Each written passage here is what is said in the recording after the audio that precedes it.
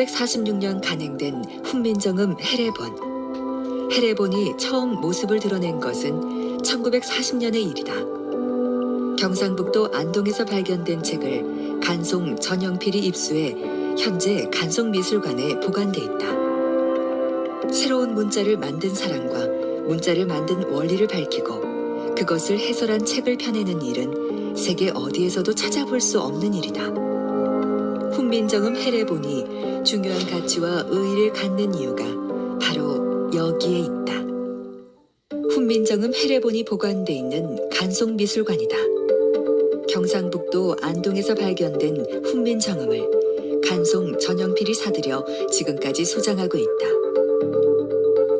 목판본인 해례본은 33장으로 이루어진 한 권의 책이다. 하지만 이 책을 자세히 살펴보면 두 부분으로 나누어진다. 4장으로 이루어진 예의 부분과 29장으로 되어 있는 해례 부분이다. 각 부분은 글자꼴과 크기가 서로 달라 다른 사람에 의해 작성됐음을 짐작할 수 있다. 큰 글씨로 이루어진 예의편은 세종이 직접 작성한 서문에 이어 세 문자의 소리값과 운용법에 대해 설명돼 있다. 이응은 어금니 소리로 업자의 처음 나는 소리와 같고 디귿은 혓소리로 두 자의 처음 나는 소리와 같다는 식의 설명이 간략히 정리돼 있다. 지편전 학자들이 쓴 해례편은 예의편보다 작은 글씨로 새로운 문자를 만든 원리에 대해 설명하고 있다. 초성과 중성, 즉 자음과 모음을 만든 원리와 자음과 모음을 합하여 어떻게 글자를 이루는지 차례대로 설명하고 이어 실제 단어 123개의 예를 들어보였다. 그렇다면 훈민정음은 어떤 원리로 만들어진 것일까? 정인지가 쓴 제자의 부분에 그 원리를 밝히는 구절이 있다. 정음 28자는 각각 그 모양을 본떠 만들었다. 이 구절로 그간 훈민정음의 기원을 둘러싼 많은 논란이 정리되고 상형을 바탕으로 훈민정음을 만들었다는 게 정설로 받아들여지고 있다. 그렇다면 각각 그 모양을 본떴다는 의미는 무엇일까? 훈민정음 해례본에 따르면 훈민정음의 초성은 발음기관의 모양을 본떠 만들어졌다. 어금니 소리인 기역은 크음을 소리낼 때 혀뿌리가 목구멍을 막는 모양을 본떴고 니은은 혀가 윗잇몸에 닿는 모양, 미음은 입의 모양을 본떴다. 시옷은 스음을 소리낼 때의 이의 모양, 이응은 목구멍의 모양을 본뜬 것이다. 소리와 발음기관의 완벽한 연관성은 훈민정음의 과학성을 드러내는 부분이다. 자음의 나머지 글자는 매우 간단한 원칙에 의해 만들어졌다. 기역, 니은, 미음, 시옷, 이응의 5글자에 소리의 세기에 따라 획을 추가해 만든 것이다. 훈민정음은 글자 모양이 글자가 담고 있는 소리의 자질과 특질을 보여준다고 해서 자질문자라 불리는데 음성 문자인 영어와는 확연한 차이를 보인다. 영어의 BP, DT, GK, VF 등의 글자들은 소리는 비슷하지만 글자 간의 유사성이 없다. 반면 훈민정음은 기역, 키역, 쌍기역과 같이 자음을 3계열로 나누고 소리가 비슷하면 글자 모양도 비슷하도록 만들었다. 자연스러운 발상 같지만 이전의 문자에서는 찾아볼 수 없는 과학적이고도 창의적인 특징이다. 훈민정음의 중성은 어떻게 만들어졌을까? 훈민정음 해례본에 의하면 중성의 세 기본자인 아레아, 의, 이는 우주 만물의 근원인 천지인을 본떠서 만들었다. 아레아는 하늘이 열리는 모양이 둥근 것을 보고 본떴고 의는 땅이 열리는 모양이 평평한 것을 보고 이는 사람이 서 있는 모양을 본떴다고 기록돼 있다. 기본적인 세 글자를 조합하면 단순 모음 4개와 이중 모음 4개가 만들어진다. 합자해에서는 초성, 중성, 종성의 세 소리가 합쳐 글자를 이루는 방법을 설명하고 있다. 풀어쓰기를 한 로마자와 달리 낱글자들이 네모난 공간 안에 모여 글씨를 이루는 것이다. 한글의 모아쓰기 방식은 글을 좀 더 쉽고 빠르게 읽을 수 있도록 해준다. 쓰기 쉬울 뿐 아니라 읽기도 쉬운 한글이 완성된 것이다. 자음 14자, 모음 10자로 모든 글자를 만들 수 있는 한글. 누구나 배워서 익히기 쉽다는 것은 한글의 두드러진 특징 가운데 하나다. 이러한 한글의 과학성과 체계성은 해외에서 더욱 주목받고 있다.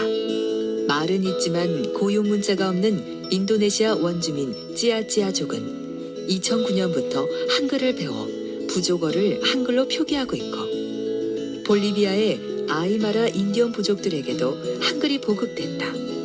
유네스코에서는 매년 세계 각국에서 문맹 퇴치에 뛰어난 공적을 쌓은 사람이나 단체의 상을 수여하고 있는데 그 상의 이름이 세종대왕 문해상이다.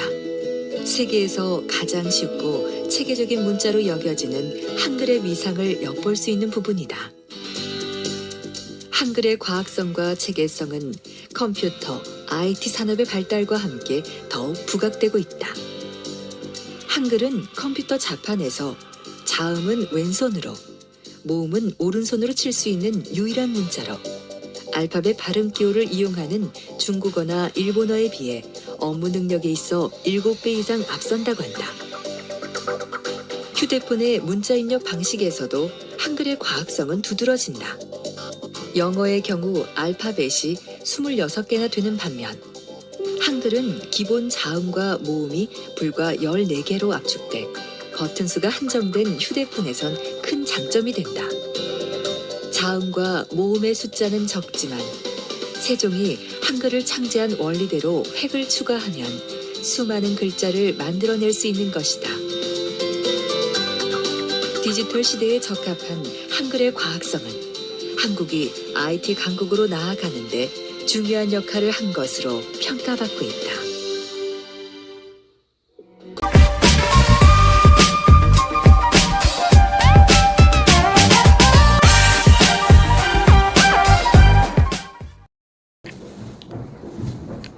자, 훈민정음 시작하기 전에 첫 시간 개념 정리 먼저 하겠습니다. 자, 중세 국어와 현대 국어. 자, 중세 국어의 시기를 먼저 볼 건데, 이 개념 정리 첫 번째 페이지를 한번 보세요. 자, 중세 국어가 여기 보면은 쭉 막대 그래프로 한번 그려봤는데, 앞에가 고대 국어 시기고, 자, 이때가 10세기 이전의 시기. 자, 10세기는 기준이 고려 건국을 기준으로 해서 그 앞 시기를 고대 국어로 하겠습니다. 고대 국어는 그 차자 표기를 했던 시기예요. 차자 표기라는 건 뭐냐면은 빌려온 거야, 글자를. 그치? 글자를 빌려왔던 시기. 이때는 통일신라 그 말까지의 시기를 고대 국어를 사용했다라고 이해를 하시면 되고요. 우리가 공부하는 시기는 10세기에서부터 17세기까지를 중세 국어 시기. 입니다. 우리는 지금 여기를 공부하고 있어요. 중세국어 시기. 자, 중세국어 시기 중에서 1443년도에 한글이 창제됩니다. 그래서 한글 창제를 기준으로 해서 이 앞부분을 중세 전기로 하고 이 뒷부분을 중세 후기로 나눕니다. 자, 우리는 이 중에서 15세기 그리고 16세기 이 부분을 집중적으로 공부를 하게 될 거예요. 그래서 중세 후기, 16세기 그리고 15세기. 자, 여기 15세기부터 16세기까지의 시기 그리고 조선시대 전반기에 해당된다 하는 이 부분, 훈민정음 창제 이후의 시기로 국어의 옛 모습을 살필 수 있는 자료가 많다. 이 부분을 집중적으로 공부하도록 하겠습니다. 17세기 이후는 근대 국어예요. 자, 근데 그거는 임진왜란이랑 병자호랑 우리나라에 있었던 그 전쟁이 많았던 그 시기, 그리고 한글 사용 계층이 확대되는 그 시기. 그래서 이때는 굉장히 국어의 모습이 쉽죠. 이 시기의 모습보다는 중세국어의 모습들이 우리가 배우게 되는 훈민정음의 모습으로 공부를 하게 될 겁니다. 자, 시기에 대한 이해 됐을 거라고 생각하고, 그 다음에 두 번째 성조 내용 가겠습니다. 자, 성조 보시면은 평성, 그리고 거성, 그리고 상성 이렇게 있어요. 이거는 점으로 한번 구분을 해보세요. 평성은 점이 없어요. 그리고 거성은 점이 1개. 자, 점이 1개. 그리고 상성은 점이 2개. 점의 개수. 그리고 점이 없으면은 소리가 낮은 소리가 납니다. 그래서 곧, 나. 이건 예시. 그래서 나, 곧 이런 식으로 읽으시면 돼요. 그 다음 거성은 점이 1개. 이건 높은 소리. 그래서 여기 보면은 점이 아래에 있는데 이렇게 가운데 있어야 돼요. 점이 하나일 때는. 그리고 풀 이런 식으로 이렇게 소리가 높게 나야 돼요. 풀 이렇게 소리의 높낮이입니다. 높낮이 높게 소리가 납니다. 그 다음 상성은 점이 2개. 그래서 낮다가 높아지는 소리, 소리가 낮았다가 높아지는 소리. 점이 2개 있어야 돼요. 말 이렇게 소리가 낮았다가 높아지는 소리, 점이 2개 있어요. 헷갈리시면 안 되는 게, 자, 평성과 거성과 상성은 소리의 높낮이를 기준으로 해서 왼쪽에 방점을 찍었다라는 거를 기억을 해 두시고요. 입성이라는 게 또 있습니다. 입성이라는 거는 뭐냐면은, 이거는 높낮이가 아니고 소리의 빠르기예요. 소리의 빠르기에 따라서 빨리 닿는 소리에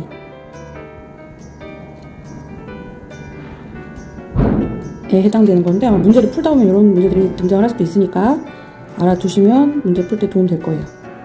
자, 기역, 디귿, 비읍, 시옷. 그리고 안울림 예사소리인데, 이런 소리가 이제 받침으로 올 경우에 안울림 예사소리인 기역, 디귿, 비읍, 시옷의 받침 소리가 있을 때에는 입성으로 소리가 납니다. 예를 들어서 랏 이런 소리일 때는 빨리 듣는 소리, 랏 이렇게 빨리 소리가 된다는 것. 그래서 헷갈리시면 안 됩니다. 얘는 높낮이가 아니라 빠르기라는 것을 구분해서 알아두시면 돼요. 참고로 알아두시면 됩니다. 자, 그다음 이제 모음조화 하겠습니다. 모음조화. 자, 모음조화는 양성은 양성끼리, 음성은 음성끼리 어울리려는 현상으로 중세 국어에서는 엄격히 지켜졌지만 16세기 말에 소실되면서 문란해지기 시작했다. 그러니까 모음조화 현상이라고 하는 것은 잠깐만 지켜졌다라는 것이에요. 우리가 지금 공부하고 있는 이 훈민정음에서만 굉장히 잘 지켜졌고, 지금은 잘 지켜지지 않습니다.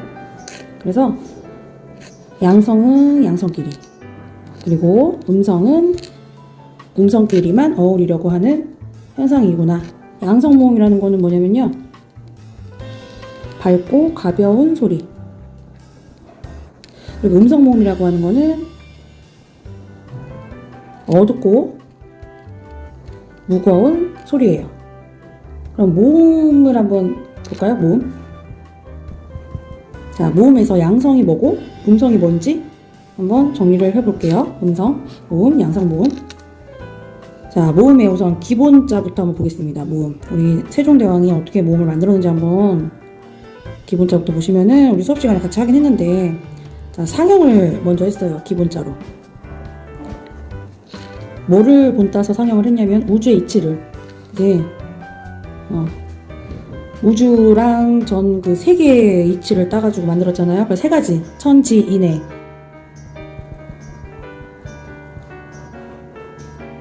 못을 본따서 만들었습니다.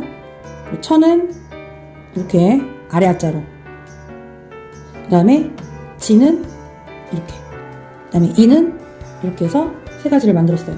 이게 기본자가 됩니다. 자, 기본자로 세 가지를 만들었어요. 기본자로 상형했죠. 상형의 원리.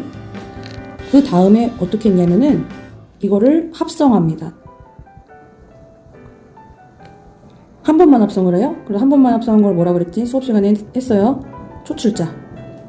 한 번씩만 합성을 했어. 그래서 한 번 합성한 거를 한번 5가 합성된 거는 뭐야? 이렇게 두 개 합성해가지고 5가 된 거예요. 그치? 그 다음에 아가 합성된 거는 얘랑 합성된 거. 그 다음에 우가 합성된 거는 얘랑 합성된 거. 어가 합성된 거는 얘가 합성된 거. 그치? 이렇게 해서 초출자가 만들어졌고요. 그 다음에 합성을 또 한 번 합니다. 두 번 합성하는 거를 두 번 합성했다 그래가지고 제출자. 자, 두 번씩 합성하는 거예요. 그래서 아래아가 두 번씩 들어가요. 요, 야, 유, 여. 제출자. 그치? 자, 이렇게 만들어진 것을 한번 다시 나눠봅시다. 가운데 줄을 한번 그어볼게요. 자, 이렇게 그어보고 또 이렇게 한번 그어볼게요. 자, 위에 있는 거를 뭐라고 하냐면은 양성모음이에요. 자, 양성모음 뭐라 했죠? 밝고 가벼운 소리. 그리고 아래 있는 거는 당연히 음성모음. 어둡고 무거운 소리. 그러니까 양성은 양성끼리, 그리고 음성은 음성끼리만 어울리려고 하는 현상을 뭐라고 하느냐면은 모음조화라고 합니다. 자, 모음조화. 한번 예시를 통해 가지고 한번 확인을 해 보도록 하겠습니다. 여기 보시면 쑥에 있고요. 그 다음에 바람에 이렇게 있는데 우랑 애가 결합을 했고 또 아래아랑 애가 결합을 했어요. 그러면은 우랑 애가 결합을 했다라는 거는 음성이랑 음성이 결합을 한 거고, 그지? 그 다음에 아래아랑 애가 결합한 거는 양성이랑 양성이 결합된 거예요. 그러니까 모음조화가 지켜진 거죠. 우리 본문에서 이제 다시 한번 확인을 할 건데, 말싸미 라는 내용이 나옵니다. 예시에서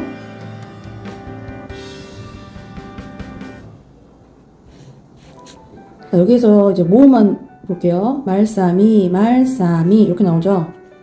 요거랑 요거네. 그러면 양성이랑 양성이네요. 둘 다 양성이네요. 여기 있고 여기 있어요. 자, 양성과 양성이니까 모음조화가 지켜졌습니다. 그래서 이것은 모음조화가 잘 지켜진 중세국어의 특징이 드러났습니다. 이렇게 확인을 하시면 돼요. 왜 이렇게 모음조화를 지켰냐면은 이건 세종대왕의 특징이에요. 세종대왕은 우주 만물의 조화를 봐봐, 이렇게 우주 만물의 조화를 잘 지키는 음양의 기운 이런 거를 굉장히 중시 여겼어요. 성리학자라서 그래요. 자, 그래서 이 중세국어의 특징 중에 하나구나 라는 거 알고 넘어가겠습니다. 자, 다음 장 학습지 뒷장 넘어갑니다. 자, 이어적기와 끊어적기 이렇게 써 있어요. 15세기에는 이어적기가 널리 사용되었으나, 자, 이어적기는 아래 있습니다. 연철 그대로 이어 적는 거예요. 여기 중세국어의 특징입니다. 자, 예시 보시면 말싸미 이렇게 돼 있죠. 받침이 미음인데, 자, 말, 쌈, 그 다음에 여기 있는 미음이 그대로 올라가서 이 모음에다 자리를 옮긴 거예요. 그래서 말싸미로 해서 이렇게 이어 적은 거. 여기 이어 적기예요. 그 다음 깊은 요것도 여기 있는 받침 피읍이 위로 올라가서 그대로 이어 적은 거. 그 다음 가말에 요것도 그대로 이어 적은 거예요. 또 다른 예시. 자, 노미 요것도 이어 적은 거. 그치? 그 다음에 쏨에 요것도 이어 적은 거. 그래서 지금 전부 다 뭐냐면은 받침이 있는 체언이나 용언의 여간에 모음이기 때문에 그 빈자리에 얘가 그대로 이어 붙는 거야. 받침이 뒷말에 초성으로 표기가 되는 것을 이어적기라고 합니다. 자, 이어적기는 15세기에 많이 쓰인 방법이에요. 이게 중세국어의 특징이에요. 그랬는데 시간이 흐르면서 16세기로 가면 이건 15세기. 자, 16세기로 가면은 끊어적기가 확대가 됩니다. 이건 이제 16세기예요. 자, 16세기로 가면은 끊어적기가 확대되어서 이어적기와 끊어적기가 함께 나타납니다. 16세기로 가면요, 끊어적기의 비중이 커지게 돼요. 그럼 지금은 어떻게 쓰이고 있느냐? 현대국어는 모두 끊어적기예요. 전부 다. 현대국어는 이어적기 하지 않습니다. 그래서 몸이며, 이걸 만약에 이어적기로 했다. 그럼 몸이며 이렇게 써야 돼. 근데 이렇게 안 쓰죠. 몸이며. 이렇게 빈자리 그대로 둡니다. 그죠? 그 다음 드론.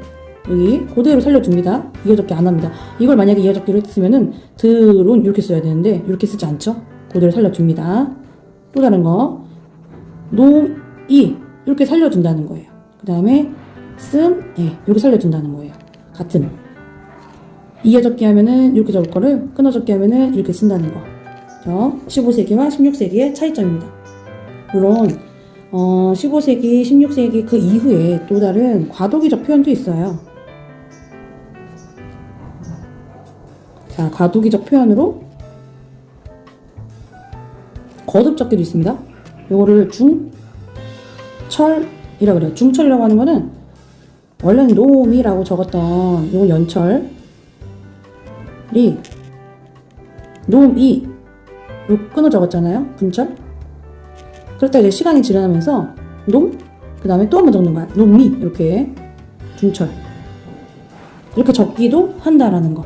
앞말 받침이랑 뒷말이 또 한 번 나와요. 이거 이제 17세기입니다. 15세기, 16세기, 17세기 이런 흐름이 보이는데 우리가 공부하고 있는 훈민정음에서는 연철과 분철이 한꺼번에 같이 나오게 될 거예요. 어떤 거는 연철의 모습이 나오고 어떤 건 분철의 모습이 나오니까 이게 한꺼번에 혼용된다라는 것을 알고 계시면 됩니다. 혼용 구분해서 알아두시면 되겠어요. 어떤 게 끊어적기고 어떤 게 이어적기인지 그걸 한번 찾아봅시다. 같이 찾아보시면 됩니다.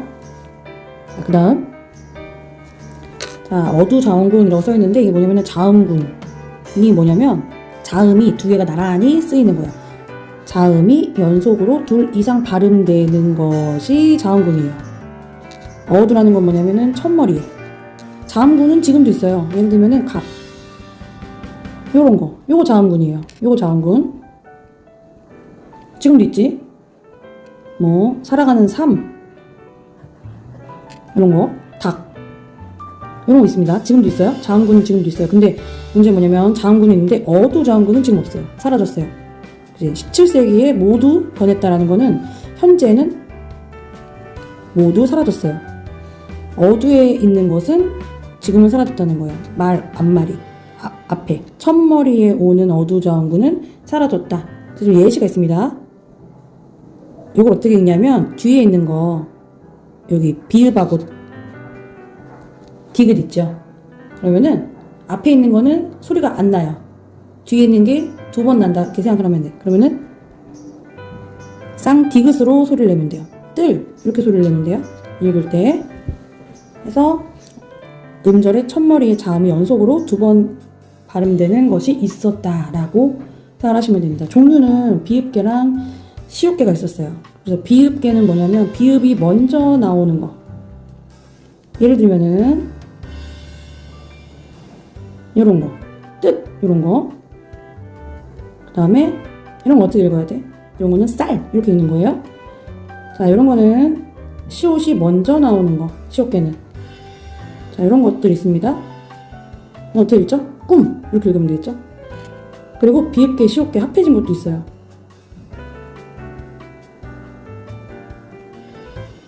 비읍, 시옷계. 그래가지고 요거는 거의 안 쓰이긴 한데 이런 것도 있습니다. 때 이런 거 있습니다. 그래서 어두저항군이 등장하게 될 거예요. 수매 이런 거 이제 나오게 될 겁니다. 교과서에서 이제 확인해보게 될 건데 자, 이렇게 생긴 거, 이렇게 생긴 거. 그럼 얘는 어떻게 읽느냐? 이렇게 생긴 거는 합용명서라 그래요. 자, 아래 그대로 이어서 갑니다. 초성이나 종성을 가로로 나란히 쓰는 것을 합용명서라 그래요. 다른 걸 쓰는 거는 합용명서.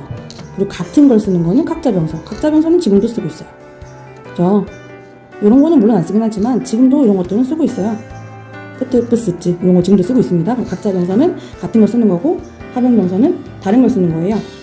그래서 가로로 쓰는 거는 병서라 그러고 세로로 쓰는 거 있어요. 세로로 쓰는 거는 뭐라 그러냐면은 연서라고 합니다. 연서. 요거 이렇게 쓰는 거 있어요.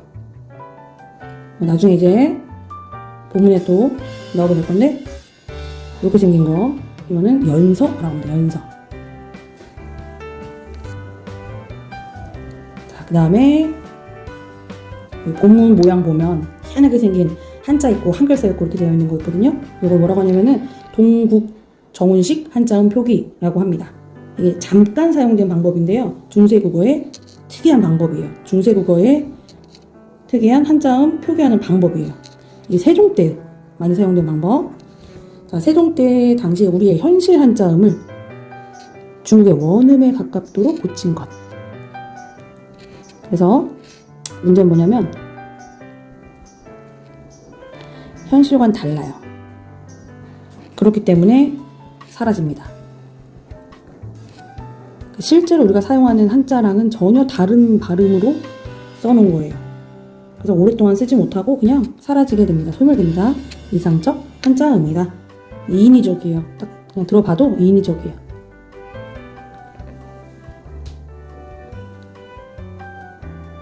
자, 우리 동국정식 한자음은 세종 때만 잠시 사용되었구나 라고 기억을 하시면 되고요. 이건 이제 교과서에서 본문을 보면은 한자가 써있고 그 다음에 한글이 같이 써있어요. 한글이 병기되어 있다라고 하거든요. 이렇게 예시가 있습니다. 한자 써있고요. 옆에 한글이 같이 써있어요. 우리는 이걸 가운데 중이라고 하는데 중이라고 안 하고 이렇게 듀 이렇게 쓰는 거야. 이거는 나라 국자잖아요. 국이라고 안 쓰고 귀 이렇게 쓰는 거야. 그치? 이렇게 원음에 가깝도록 써놓은 것. 그리고 특이한 건 초성, 중성, 종성의 체계를 갖추어 표기했기 때문에 음가가 없는 이런 거, 이응이나 연서 이렇게 이런 것들을 받쳐 적어놨다는 거예요. 어제라고 하는 거는 엉쟁 이렇게 빈 공간을 동그라미 표시 음가 없는 이응을 집어넣어 놨어요. 무조건 삼성 체계를 갖춰야 했기 때문에 이렇게 써놓은 겁니다. 그래서 리을 받침 한자는 반드시 이런 여린 히읗 표기를 해서 이런 방식으로 표기를 했다는 것도 그냥 알아두시면 되겠어요.